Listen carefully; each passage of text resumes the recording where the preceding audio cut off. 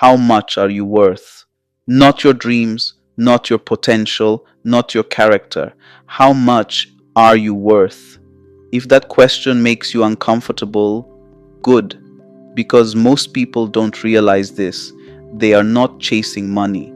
They are chasing proof that they matter, proof that they are enough, proof that they are respected, proof that they are not falling behind.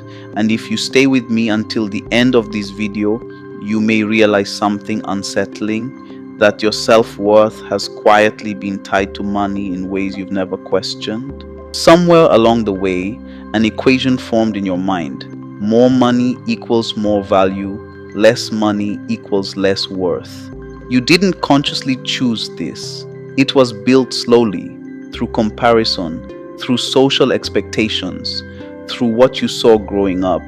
You noticed who was respected, who was ignored, who was admired, and without realizing it, you began to connect money with identity. Now it shows up in subtle ways. You see someone more successful, and something shifts inside you. Not always jealousy, sometimes something quieter, a question. Am I doing enough? Am I behind? And suddenly, it's no longer about them. It's about you and how you measure up. This is where it becomes dangerous. Because money is no longer just a tool. It becomes a mirror, a reflection of how you see yourself. When you earn more, you feel better about who you are. When you struggle financially, you don't just feel pressure, you feel less than. And that feeling doesn't come from your bank account. It comes from what you've attached to it. Here's the trap. No amount of money will permanently fix this. Because if your self-worth depends on something external, it will always feel unstable.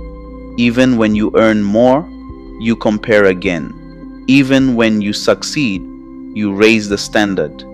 And the feeling of not enough never truly disappears. Think about the messages you've absorbed. Successful people are valuable.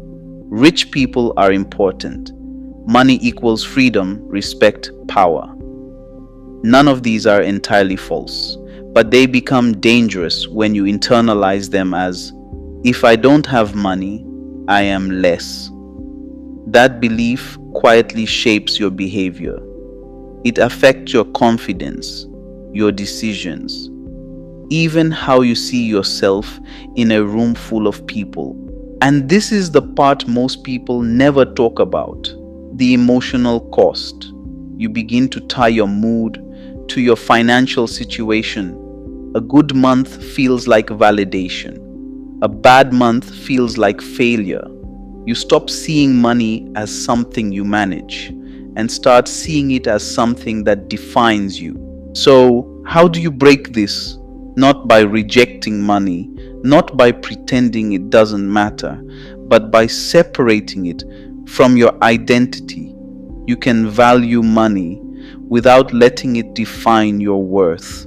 You can pursue success without attaching your identity to the outcome. The next time you feel that pressure, pause. Notice the thought, I'm not where I should be. And ask yourself, is this about money or is this about how I see myself? That question creates distance. And in that distance, you begin to see clearly. Because your worth was never meant to be measured that way. It's not something you earn. It's not something that increases or decreases based on numbers.